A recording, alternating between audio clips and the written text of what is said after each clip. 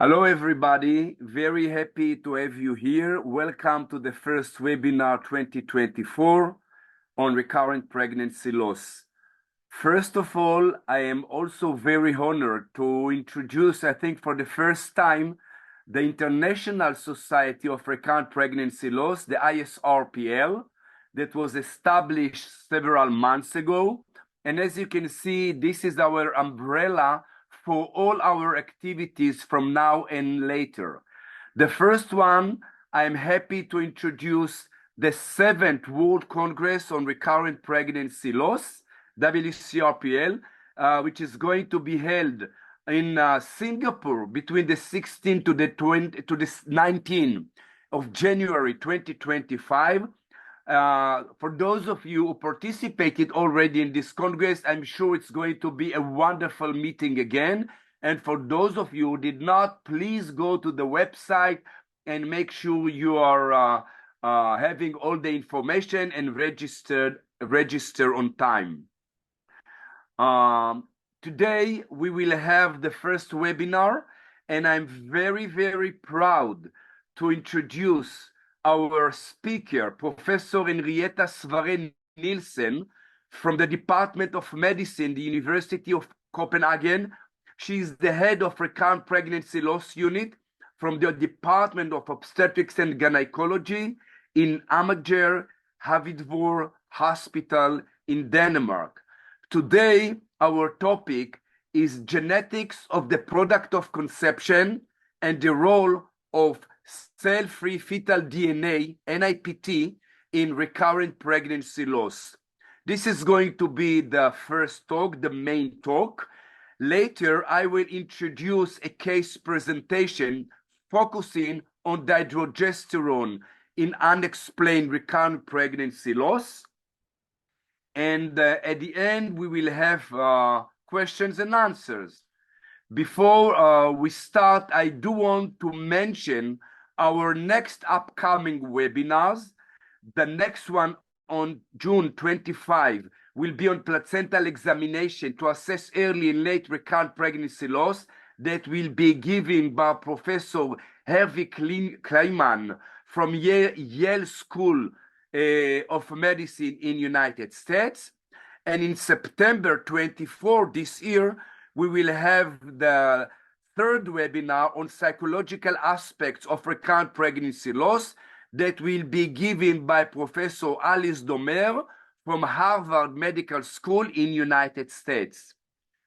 Before we start with Professor Henriette Svarre Nielsen, let me just read for you the knowledge questions that we will hope we will learn to answer them during the session, and we will go back to them at the end.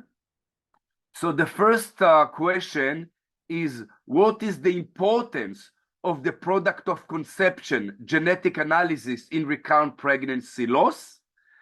The second one, what is the recommended protocol for dihydrogesterone support in RPL? Third, what is the sensitivity of cell-free fetal DNA-based tests for aneuploidy? And the fourth question, what is the true about the dihydrogesterone molecule? What is unique in dihydrogesterone molecule? I think this is the time to move to Professor Henriette Svarre Nielsen talk. Please, Professor Nielsen, thank you for coming.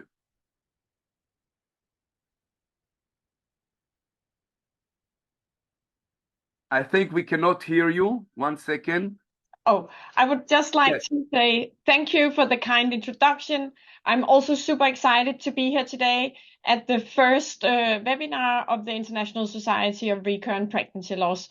And it's amazing that I can see there are already 274 participants here, and I'm happy to meet you all here today. And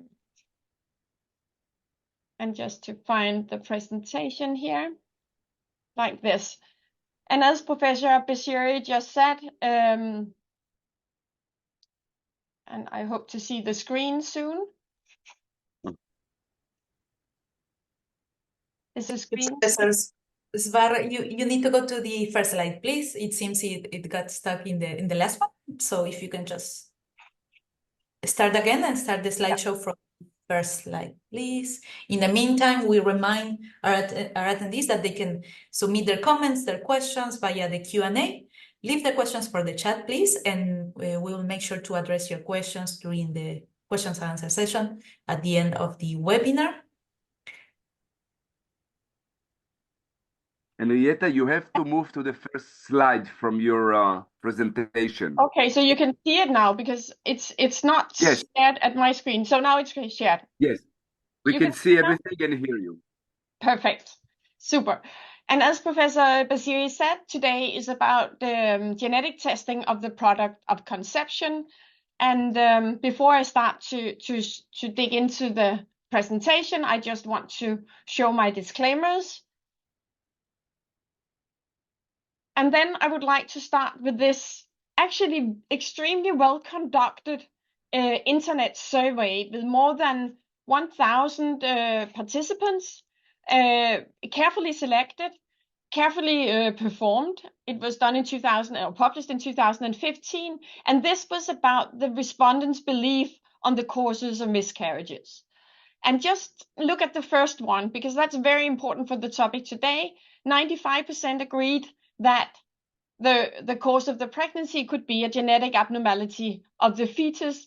And the next one after that is a stressful event. Long-standing stress is the third one. So that's actually very much covered in the first webinars of the International Society of Recurrent Pregnancy Loss. And I also want to draw your attention to some of the more sad ones, that there are actually patients out there thinking that it's destiny, that it's exercise, that it's intercourse during pregnancy, a punishment from God, or jealousy that's actually causing their loss. But let's dig into why should we at all investigate the pregnancy loss. And I think that we have to be extremely observant that what happens in a pregnancy is not just one individual, it is 3 individuals involved. And a lot of studies has focused on how abnormalities in the female, but what we are talking about today is the fetal component of a pregnancy loss. And in fact, it's quite interesting that we have not been looking that much into it, because it's the most common cause of pregnancy loss. And this is a study from 2016, and it's 8,319 chromosome-tested pregnancy losses. And here they show that the aneuploidy has increased from 50 to 60% during the 40-year periods due to an increase in maternal age. Of course, this is done from clinical genetics departments, which means that this is the result you get when you actually have material to test. And this is another paper from our Japanese colleagues. It's published in 2000, and it covers 1,309 pregnancy losses and from women with 2 or more losses. And the interesting part here is that since they have follow-up in the next pregnancy, they see that the chance of a live birth in next pregnancy is 62% if the loss before was an aneuploid, and 38% if it was euploid. And from November 2023, so just very recently, another study came out where 1,745 pregnancy losses were investigated, finding aneuploidies in 50%, and they went into very deep testing of 94 of these pregnancy losses. And by doing even further genetic analysis on the fetuses, they saw that chromosomal abnormalities or genetic aberrations increased to 69%. Of course, and that's the question, which one of these genetic changes were actually the cause of the pregnancy loss? And that's going to be some interesting research area in the years to come. Because what we know now is that the red fraction is the part of pregnancy losses that are for certain caused by a fetal aneuploidy. But for those that have no fetal gross aneuploidies, what is the cause then? It's potentially parental causes, but there could also be an area on this cake that could be even smaller genetic abnormalities in the fetus being the reason for the loss. I have been working with pregnancy loss since 2001. And since 2011, I have had a big dream, and that has been to perform the Copenhagen pregnancy loss cohort study. And as you can see here, it has been a very long way to reach where we are today. So back in 2011, the concept was founded. We started to ask for funding application. We got the first grant to write ethical protocols. In 2017, we got the full study approved by the ethics committee in 2018. We initiated a collaboration with Decode Genetics to do whole genome sequencing in 2019. And we got funding, the first funding round in 2020. We included the first patient 1 month after having the money. And then we have been collected in January 2023. We obtained further funding, so we can now aim at reaching 3,000 pregnancy loss trios, of which we have today included 2,250. And as I will show you later, we also have permission now and money to follow 1,000 of the patients into their next pregnancy. So what are the requirements to be part of this study? First of all, you have to be above 18 years. You have to present with a pregnancy loss, meaning it has to be below gestational week 22. The pregnancy loss has to be confirmed intrauterine. The patient has to understand Danish or English and be able to confirm their participation.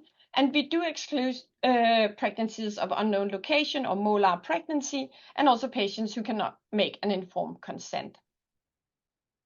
And the patients are actually consenting to a very detailed program, because at the time of the loss, we do a lot of investigations, as you can see here on the woman. We also want a lot of examinations from the male. We want to have pregnancy tissue to investigate the fetus and the pregnancy. And then we do a follow-up visit 4 to 8 weeks later, and we do a questionnaire follow-up after 6 months.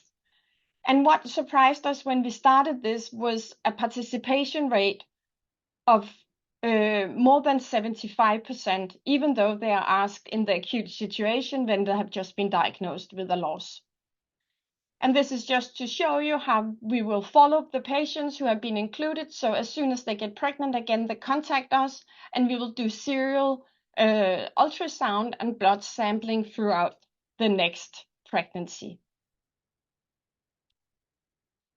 And this is just to give you an idea, because all the patient has been informed that what is part of this study is to collect the pregnancy tissue. And that goes for all the patients who have a spontaneous removal of the concept of pregnancy, and also all the patients who have a medical treatment. Of course, when there is a surgical emptying of the uterus, we will get the material from the OR. And this is just to show you how it looks when a cup is returned with the material where it can be collected from the toilet or from the hygiene pad. And then when we open up, some of them has a very intact fetus, whereas in the majority of cases, what we have of pregnancy tissue is actually the villi. And when it comes to having a fetus, we very much want to go into to depth and consistency of the phenotyping, and there we secure material from each layer. So we get from the ectoderm, the brain, mesoderm, the heart, and the endoderm, the liver, in order to do even further investigation into the causes. One of the main goals of doing this study was to see whether we could use cell-free fetal DNA in maternal blood to diagnose the fetus. And we performed that study as the first study on the first 1,000 patients included in the cohort, and it was published in February when we presented the data actually on that day at the World Congress in Bangkok. And the idea was to compare pregnancy loss tissue with the cell-free fetal DNA in the maternal blood. This is not a new concept. Actually, we have at the World Congress of RPL in Jerusalem, Jaron actually presented the data he had. So the 109 patients, and also our UK colleagues had published on 57 patients, and both studies reported sensitivities between 57 and 82% and a 90% specificity when compared to cytogenetic results from the pregnancy tissue. And what did we do? We compared 333 patients having pregnancy tissue collected, where we did cell lysis and sequencing and got a shallow sequencing. And then we compared that to the cell-free fetal DNA in maternal blood, sampled by Streck tubes, having cell-free DNA extracted and making preparation on PCR amplification and genomic analysis. And when we have like 3 main results that I would like to share with you. And first of them is that in a consecutive cohort of pregnancy losses in a hospital setting, the mean gestational week is 10 for these patients. The pregnancy tissue was not possible to collect in 1/3 of the cases. So out of this huge material, 70%, even though they were very dedicated to do so, could not collect pregnancy. It was even 70% who has tissue classified as unknown or maternal. And the next result was that the cell-free fetal DNA was possible to give an answer in 90% of the cases, so with a very low no-call rate. And as you can see here, the gray represent on the left side represent the euploid pregnancy losses, the red are the aneuploidies, and then we have a group with multiple aneuploidies. And when we then zoom in and look at the aneuploidies, we confirm what has been shown before, that trisomy 16 is the most common aneuploidy in pregnancy losses. And here we compare, we show the sensitivity, the specificity of the cell-free fetal DNA test, but we also show the Cohen's coefficient being 0.78, which means that there is a very good correlation between the results we get from genetic testing of the product of conception and what we get from cell-free fetal DNA in maternal blood. But of course, this method comes with limitations, and it's very important to underscore that the polyploidy, the uniparental disomy, and copy number variants are not detected with the current cell-free fetal DNA pipeline that we use. And since we know that this is estimated to approximately 10%, we also know that of what we called euploid pregnancy loss is incorrectly so, because that could cover polyploidies and the uniparental disomies, etc. There's also another big limitation with the cell-free fetal DNA. It has to be taken at the time of the pregnancy loss, or what we've shown, we can still, in some cases, get results up to 24 hours after the uterus has been emptied, but it is a very limited time window for doing this investigation.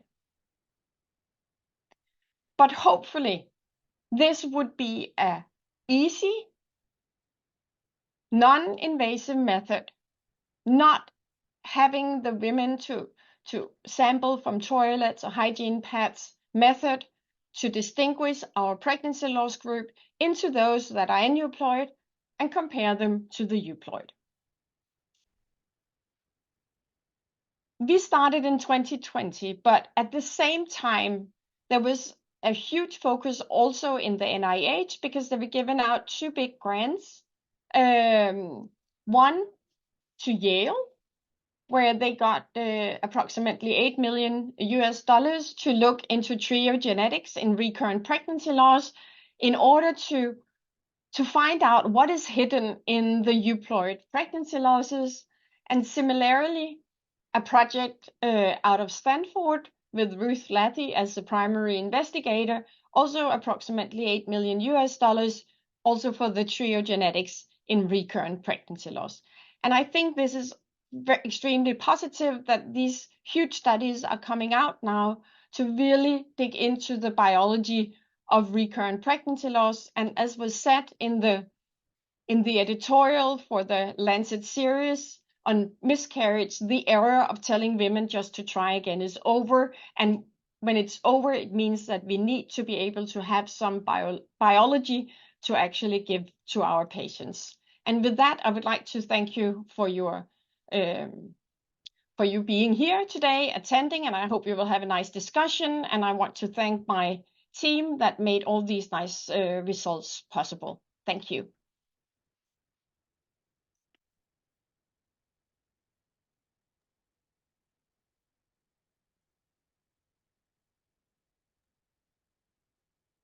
Professor Bashiri, please unmute. Thank you. Oh, Professor Henriette, thank you so much for this fascinating talk. I really admire your dreams. I love to dream too. And this is amazing that it became true. And hope for you to dream more and more. And of course, make more knowledge in RPL to everybody. So now we move to the case presentation. Where is it? Oh my gosh, I have plenty of, what is this? In the meantime, well, once again, I remind our attendees that we will have a questions and answer session at the end of the presentation. So make sure to leave your questions for our speakers and today. Yeah.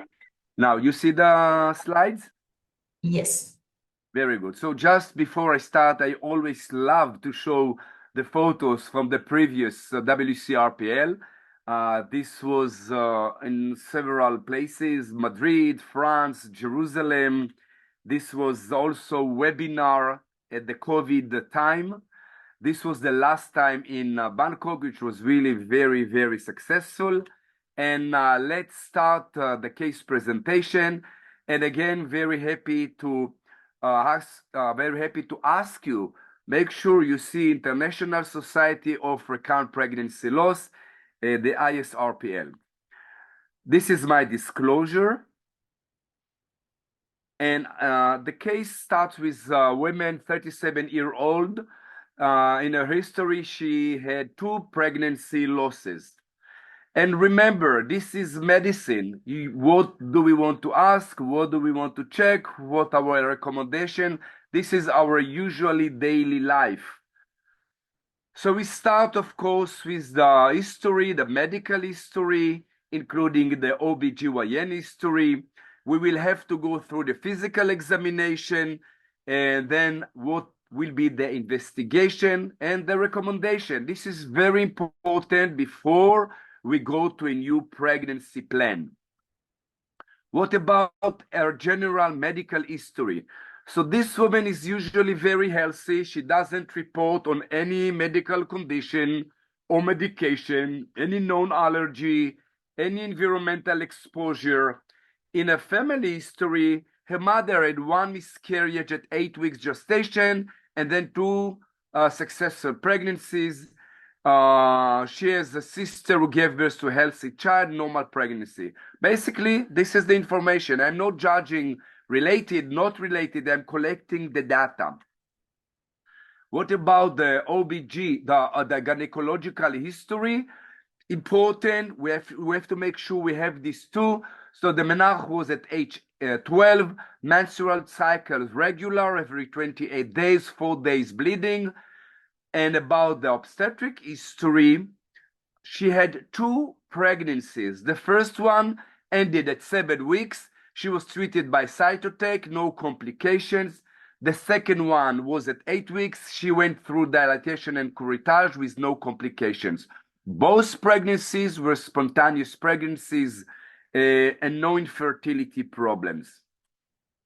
Now we move to the next part, which is physical examination.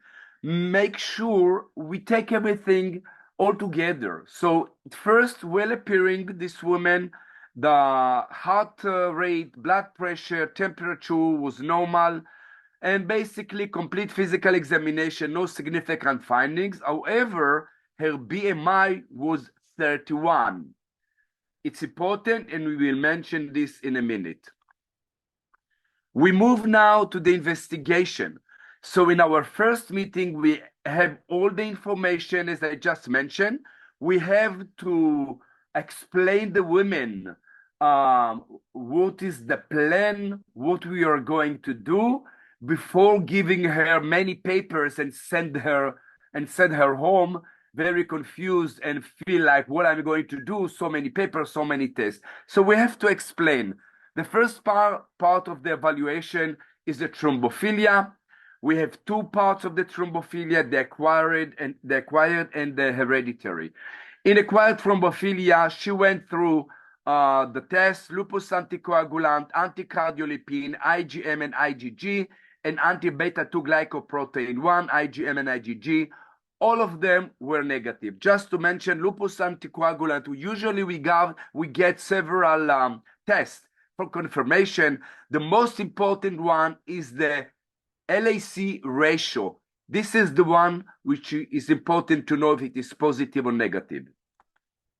Those are the tests that we are doing for hereditary thrombophilia, factor V Leiden mutation, prothrombin gene mutation, and enzyme activity of antithrombin, protein S and protein C. In this woman, all of them were negative. It's the time to mention that it's not mandatory to perform hereditary thrombophilia according to guidelines. In Israel guidelines, it's part of the doctor judgment and consideration. So because the literature is controversial, what we do is to discuss it with the patient and decide if we do it or not. My point of view is to perform it. Next is the hormonal metabolic evaluation. This includes the TSH, which was in normal range. Remember, before pregnancy, we want TSH to be below 2.5. We also have to look for thyroid autoimmunity, anti-thyroglobulin, and anti-thyroid peroxide. Both were negative. Hemoglobin A1C was 4.9%, which was normal. Prolactin level was normal. Make sure you measure prolactin on around the third day of the menstrual cycle, and make sure you do it 2 hours after woman is wake up, and don't do it before, because you will have false positive results.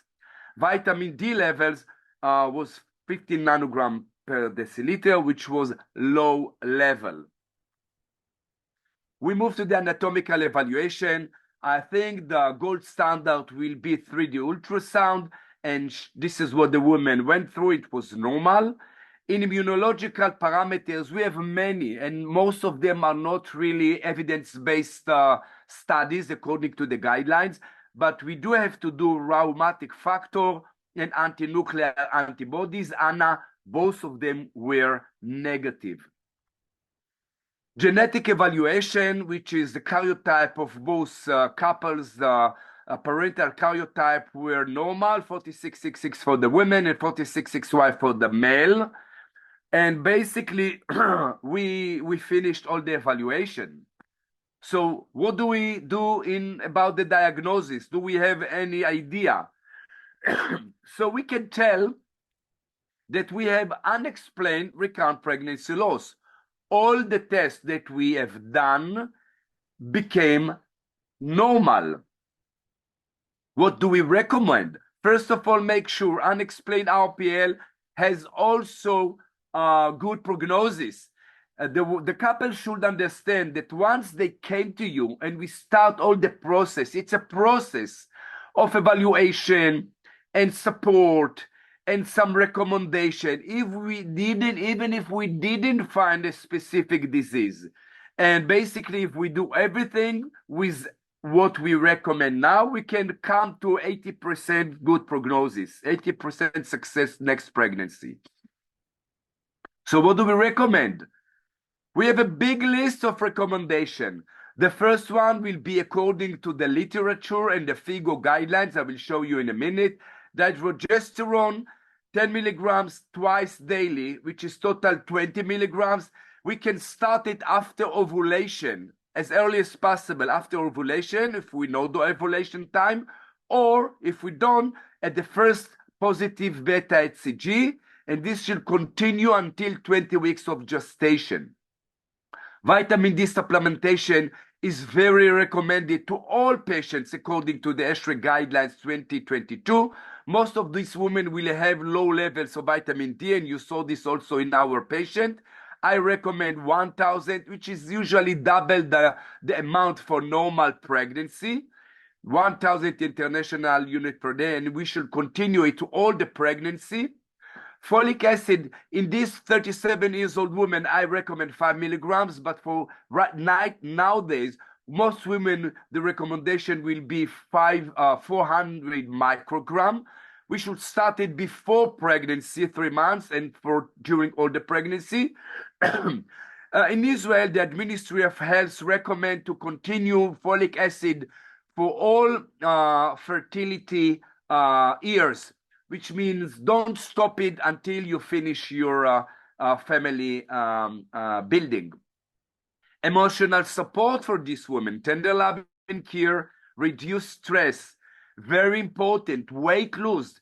Try to wait a little bit, even if this woman will reduce her BMI to 28 or 27, it's much better than more than 30, because obesity is a well-known risk factor for pregnancy loss. In addition to this, physical activity, twice a week, medium intensity, 45 minutes a day. And again, altogether, healthy lifestyle habits. And what now? Let's plan a new pregnancy. We want to have a baby. So this woman went to a third pregnancy, unfortunately, at 7 weeks, no heartbeat. Well, very disappointed point. The question, if this has treatment failure. We gave her dydrogesterone, we gave her vitamin D, we do some lifestyle advice. So the most important point in these women is, if we look at the product of conception, genetic analysis, as we just have heard from Professor Henriette Svarre Nielsen, we found in this fetus trisomy 13. This is the cause of this pregnancy loss. And this is why there is no chance to talk about treatment failure, because no treatment will help trisomy 13, as we all know. So we have to encourage the couple. She is 37 years old. Of course, abnormal karyotyping is higher in this maternal age, but we don't have to give up. We have to encourage the women to start to plan a new pregnancy with the same plan, Just to show you the information from Professor Seguara from Japan, you can see on the left side, unexplained RPL will be around 70% after doing all the evaluation. But if we do karyotype of the product of conception, we will have only around 25% unexplained, because we will have a big part of this product of conception with abnormal karyotyping. This is why this test and the information that we have just heard about NIPT becoming more and more crucial to handle recurrent pregnancy loss cases. So we give the same recommendation, we plan a new pregnancy, and now we are in the fourth one. Nuchal translucency was normal. Remember, she is 37 years old. She went through genetic testing with the amniocentesis, which was normal karyotype XX. And basically on the normal, she had normal pregnancy follow-up. And fortunately, this woman had a 39-week spontaneous vaginal delivery with healthy baby girl, 3,100 grams with normal Apgar score. Very happy results, very happy end for this pregnancy. And now I want to move to the progesterone support in unexplained RPL. I want to start with this study that was just published. I do recommend you to go and to read everything that you want, all the literature on progesterone support, progestogen's effect on pregnancy, and it was also including psychological support in RPL. Progestogen's drugs are very different in their affinity, structures, pharmacokinetics, and all the parameters. They are not the same. It's important when you read studies on progestogens and RPL, make sure which molecules they used. And we don't want side effect. This is why we want this progestogen to be with high affinity to the progesterone receptor and not to the others. And basically, we have only 3 drugs that are approved in pregnancy. This is the progesterone, the dihydrogesterone, and 17-alpha hydroxyprogesterone.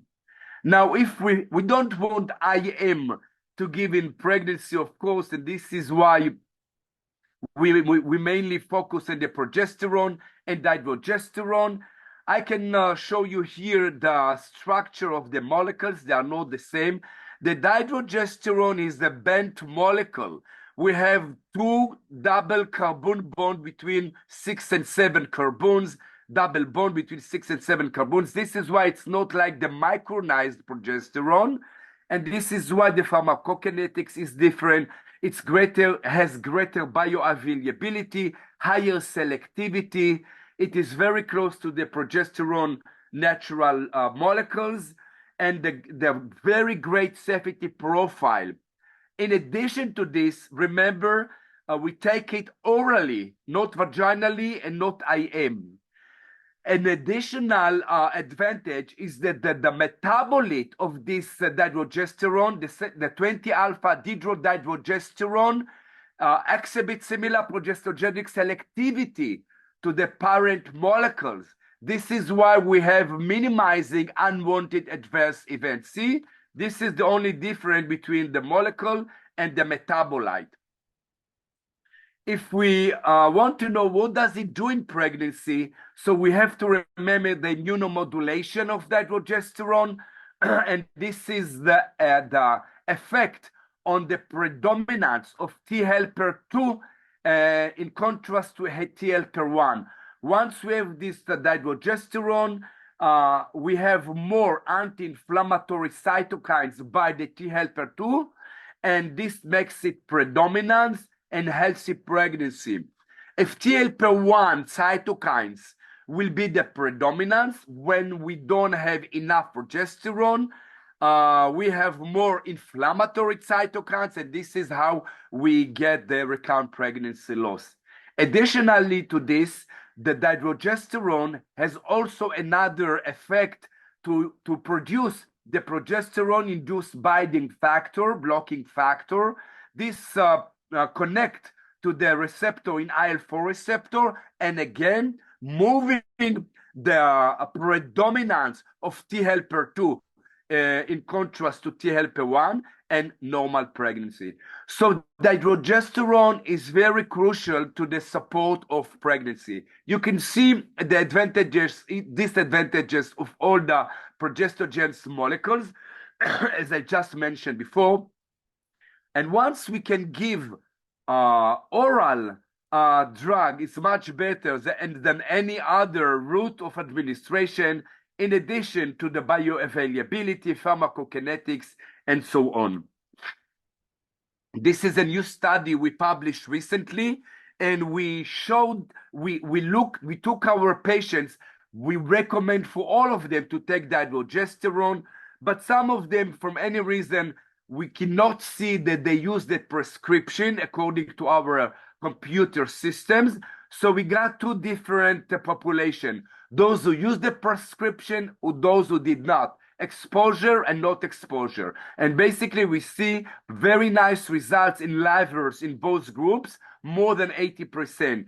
We still wanted to know if dihydrogesterone was the one to bring positive effect regardless of other treatment, as you can see here, because some of them got the vitamin D and L-tyroxine and low molecular weight heparin, prednisone, aspirin, and so on.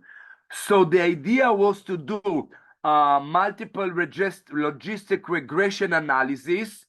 And once we did it, you can see here that regardless of any other treatment, dihydrogesterone was an independent positive effect on the live birth in women with recurrent pregnancy loss with adjusted odds ratio of almost 1.6.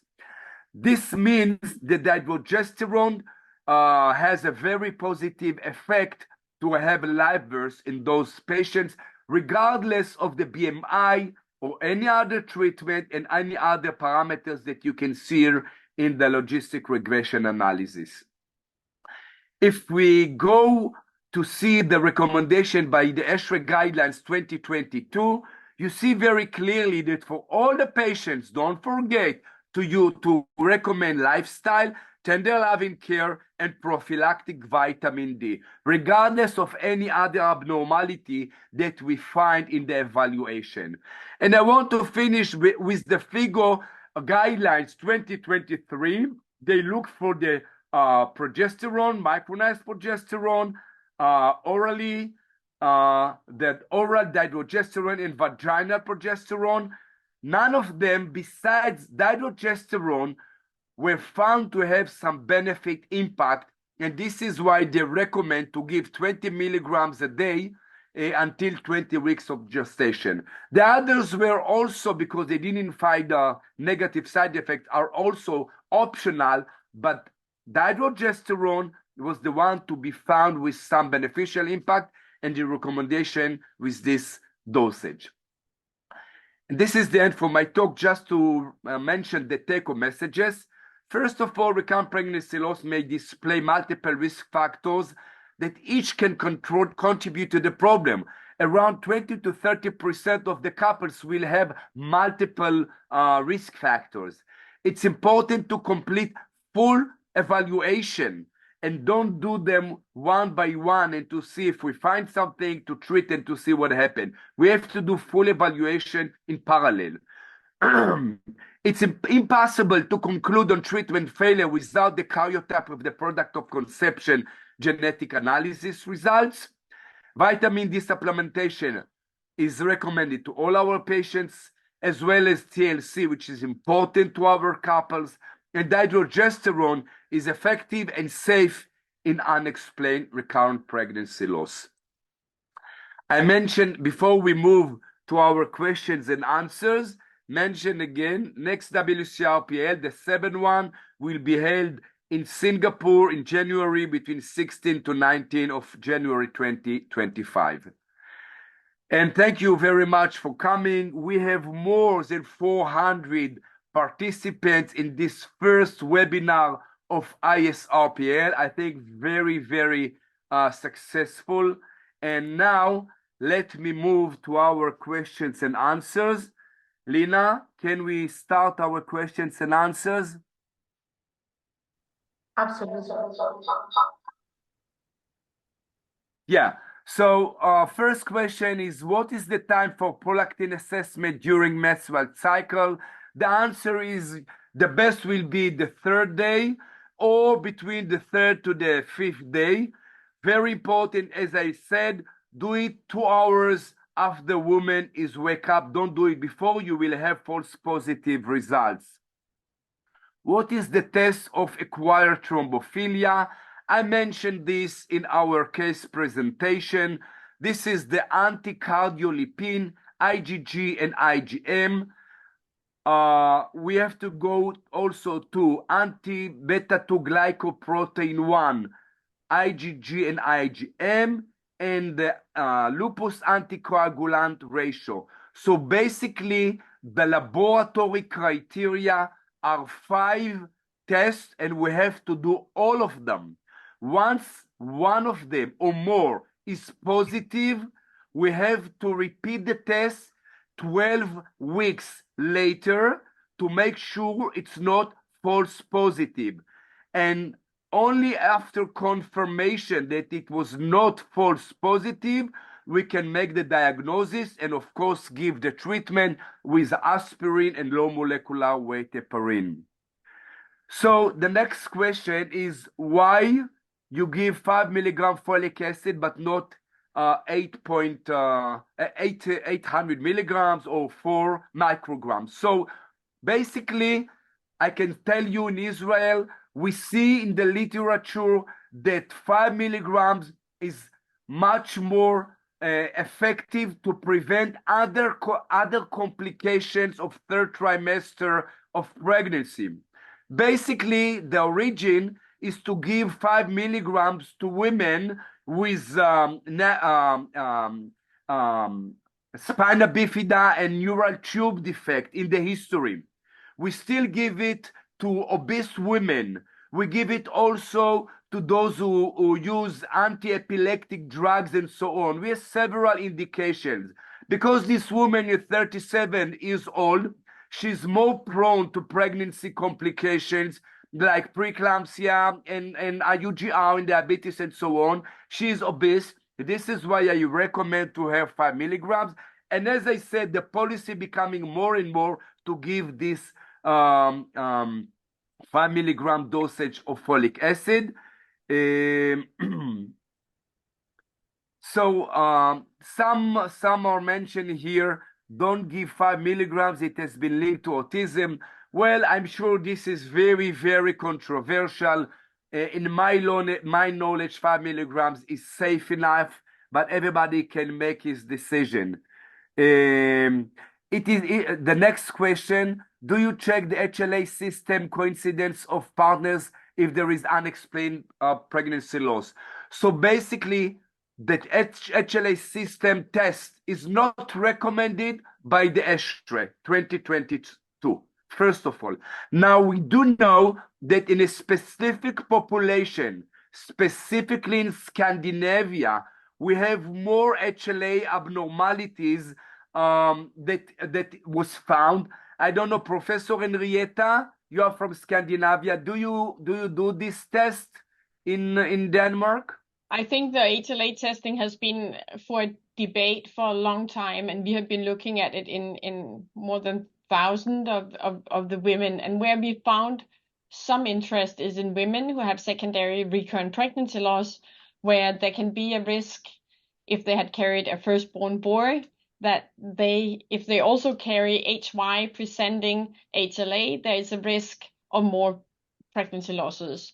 So it's like an immune direction against male antigens, and that can be a very tiny bit of our patients that suffer from that. Of course, something you can be aware of if you have patients with secondary recurrent pregnancy loss after a boy, especially at first complicated birth, we see a higher risk there. But I think the story about HLA matching between parents, that has to be revisited in some of the much bigger studies that are ongoing now in the US and the study we are doing, because then we would have genetics and thereby also the HLA typing, and thereby also being able to test whether HLA between the parents has anything to do with the unexplained pregnancy loss. So let me challenge you, Professor Henriette, and what do we do if we find abnormal tests? Do we have any special recommendation? No, and I think that goes with a lot of the things we do in this area, because it has been one black box, and now we actually have the means to dig out different courses, and of course then we can start to think about therapeutics. But if it has to do with the immune system, of course that could be one of the arguments for doing immune therapy, but that needs to be trialed, and we need to select patients good enough for the trials. Agree. Perfect. We move to the next question. Is it possible to measure serum levels of dihydrogesterone? Amazing question. The answer is yes, but this is done in a very specific laboratories in the world. One of them is in Czech, and basically you can apply to the laboratory and to buy it on private basis. I hope that in the next future, we will perform a study on that. And of course, it makes sense because once we will have the opportunity to know what is the level, we can decide if we need to increase or to decrease the dosage, as will be very practical in any treatment that we give. So we can measure it, but on clinical routine basis, it's not done in most of the places. Next question is the role of aspirin and low molecular weight heparin. So let me summarize the information.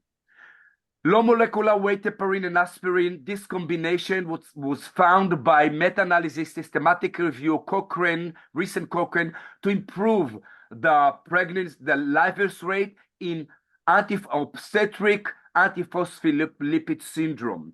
We can say that it moves from 20% success without treatment to 80% success. ESHRE recommend to start aspirin before conception, and low molecular weight heparin will be started in the first beta-HCG test. So this is the combination in APLA syndrome. If we are talking about hereditary thrombophilia, low molecular weight heparin is the treatment of choice, and aspirin alone is not recommended to RPL. We don't give aspirin.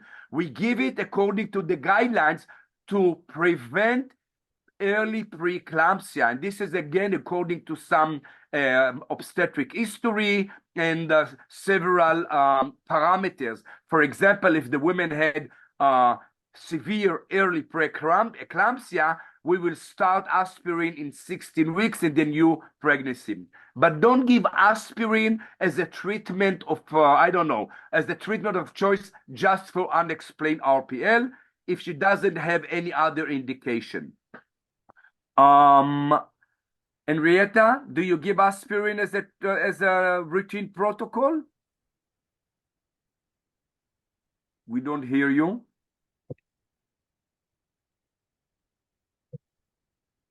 No, we do not. Only when we have acquired thrombophilia. Perfect. Next question. What test will you recommend for product of conception in RPL? Karyotype of chromosomal microarray. Very good question. So basically, microarray is the test that we recommend. Nowadays, the information is becoming more and more extensive. You know, some ask me if we do all exome sequencing, and this is going to be, I think, in 1, 2, 3 years because we will know more. But for now, CMA is basically the one that can give us the update information about genetic in relation to recurrent pregnancy loss. Make sure that you don't do culture, because you know in culture the success rate is very low because of contamination and laboratory problems. Of course, and Professor Henriette, if you want any... Yeah, but I just want to flag what was so surprising for us, and what I also was saying in the talk, that for a lot of these losses, we do not get material. So I think we should try and get fetal material, but it is the biggest struggle we have is actually to get true fetal material. So the methods on the product of conceptions are super good when we have fetal material, but there's so much maternal contamination and it requires some effort to really get the fetal material that's needed for these tests. Do you still, I don't know, I mean, if you have any question by phone and the woman telling you, well, I'm bleeding, you still ask her to collect anything and to bring it? If they are part of the study, yes. And of course, we are waiting to see what are we getting out when we have the full results before we do any clinical new implementation in the clinic. But yes, we ask them when they bleed to collect everything. And when they are assigning for the study, we give them like a box and then they collect from everywhere. And then we look through the material. And the problem is we can see somewhere we have distinct fetal material and a lot of cases where it's unknown tissue. Yeah, I definitely think I'm not a prophet, but I'm sure those techniques and laboratory facilities will improve. And we are close. We are close, I think, I don't know, 2, 3, 5 years Yeah, to agree.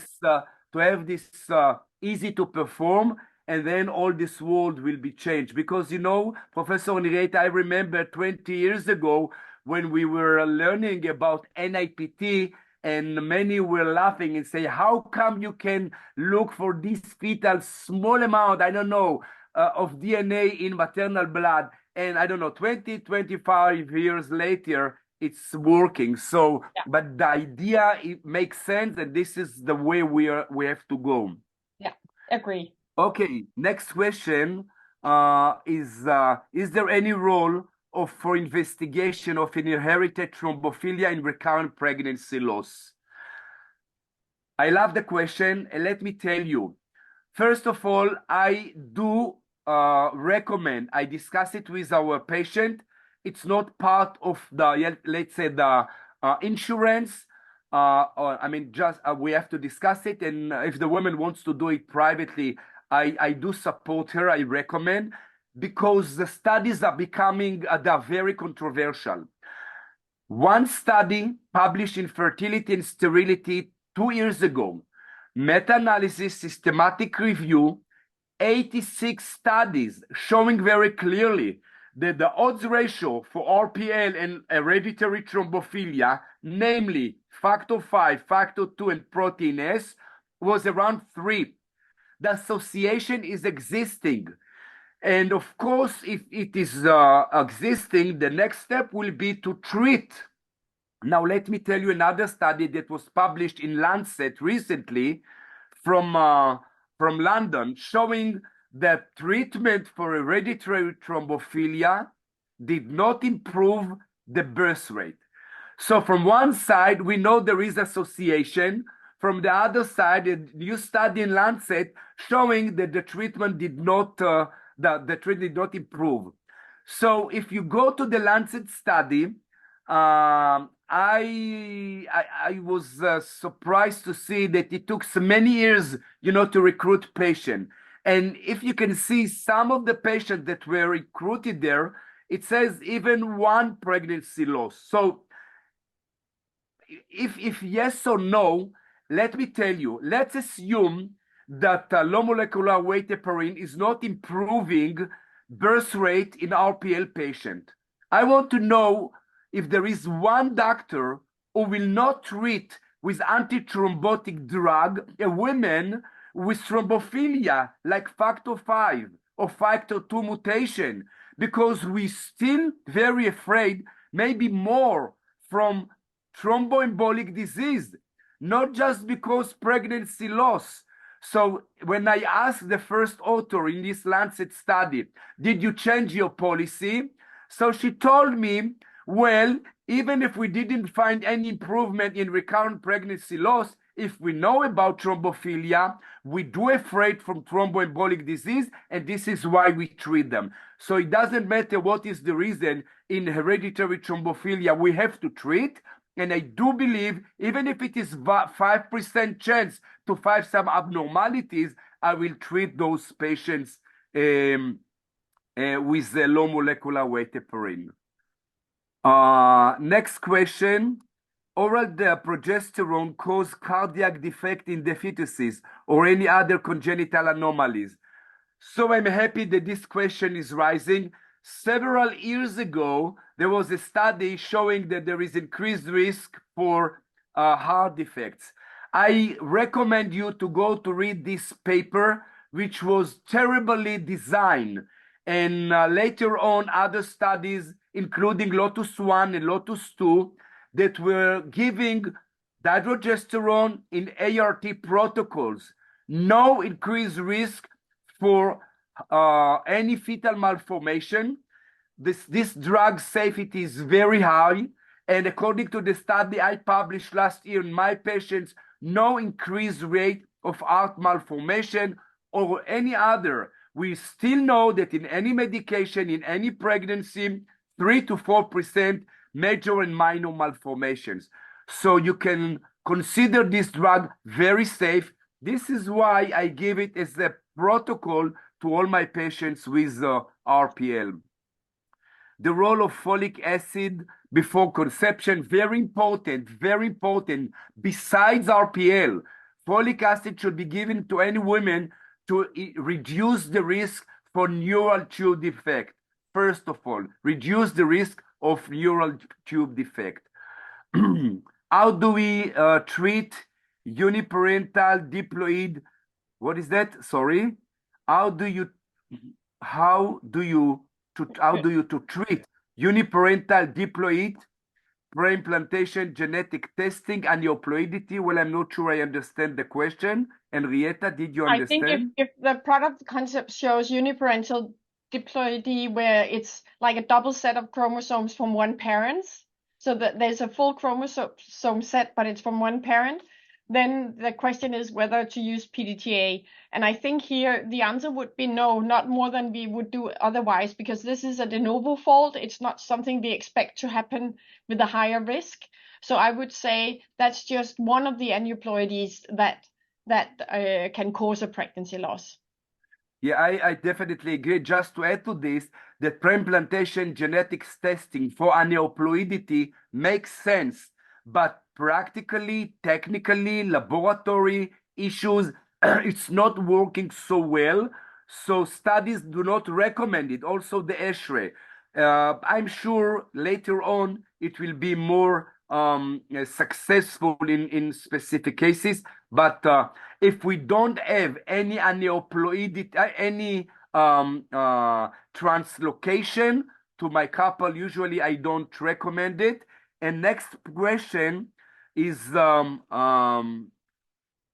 related to this. When would you recommend whole genome sequencing? Well, whole genome sequencing will be just in couples with many pregnancy loss unexplained. Let me tell you, 5, 6, or 7 or more, when genetician is in the picture and is recommended according to the history of the family. So we don't have any general recommendation. It is really on individual, personalized basis.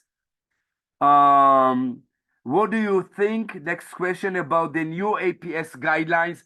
Highly recommend. So the question is about the non-criteria obstetric APLA. I think we should be very aware, excuse me, we should be very aware to the fact that the criteria for APLA were made many, many years ago, and they look for the 95, 99 percentile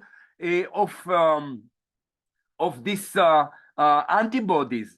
Now, studies coming and showing that even if we look lower levels of these antiphospholipid antibodies titer, we still can treat and improve the outcome.